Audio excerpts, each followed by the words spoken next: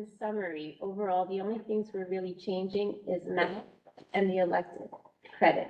That's the two areas. Right, we're reducing the Everything else total is- requirements by 10 credits. Yeah. And those credits are coming out of 4 Math math And elective. and 5 out of the elective, yeah. Oh. I don't know if we want to talk about the policy at all. I don't know if that's. Yeah, so I attached the policy. Yeah. The policy has these changes embedded in them, and they will transfer. We're going to carry this to policy later tonight. But when push comes to shove, what it looks like on paper is wellness, full course, so 5 less credits in math, and a change in total graduation credits. That's it. Like I said, the electives are really fillers between requirements and your graduation credits. So it's noted in here, you clarified it, but that's why in the policy, it doesn't even state how many electives you have to take. Right. This is your required courses, and this is when you graduate.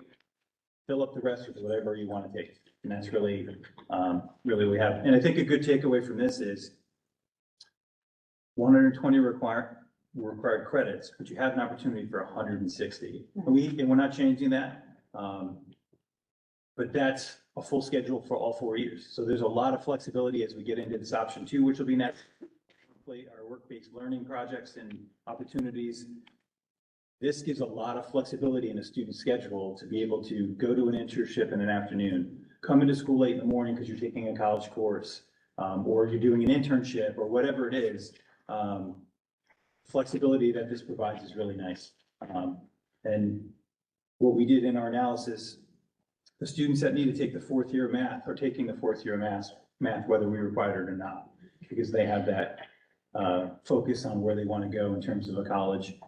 A lot of the guidance here is going to come down to the counselors when they're meeting with the students to make sure if a student wants to go to Penn State, they have in their plan to get to that 4th year of math.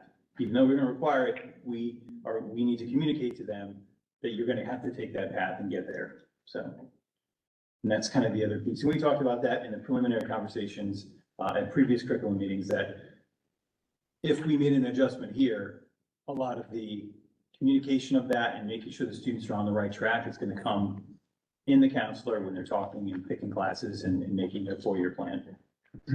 Right, and if I may, I want to just follow up, and you mentioned it briefly. I think it's imperative also to be able to say, because a lot of parents are very concerned about this and watching, is that we also are opening up the opportunity for children to graduate high school with an associate's degree.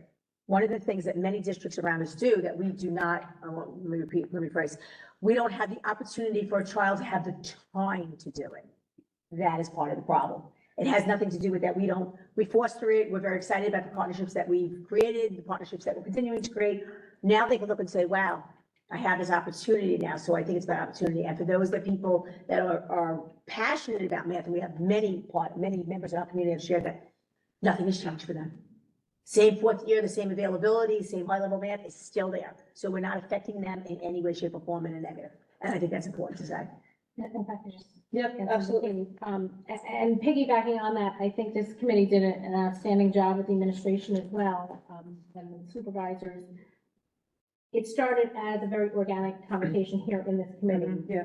Talking about the course guide. I think, Ghazali, you had brought up asking what courses do we have, and when we heard about all these other courses that we offer, With no opportunity to having all high school students here and saying, well, yeah, that's because they don't have the opportunity to take it. And looking at this and seeing where we could offer our students more opportunities, even students that are not, like Katie said, there are a lot of students that are not going to college and maybe going to a trade school, and things that we're talking about that are in the course guide, that those students might excel in, and that's their pathway. And that's something that interests them and will help them succeed after high school. So offering that opportunity to those students as well. And again, because I've had a couple of people from the community reach out to me, this is not dumbing down our curriculum. No. This is adding the opportunity for students to, if they want to take a 4th year math, take it, or they can explore other opportunities in the high school. And one being the college courses through work-based learning and our dual enrollment, which I think is really important.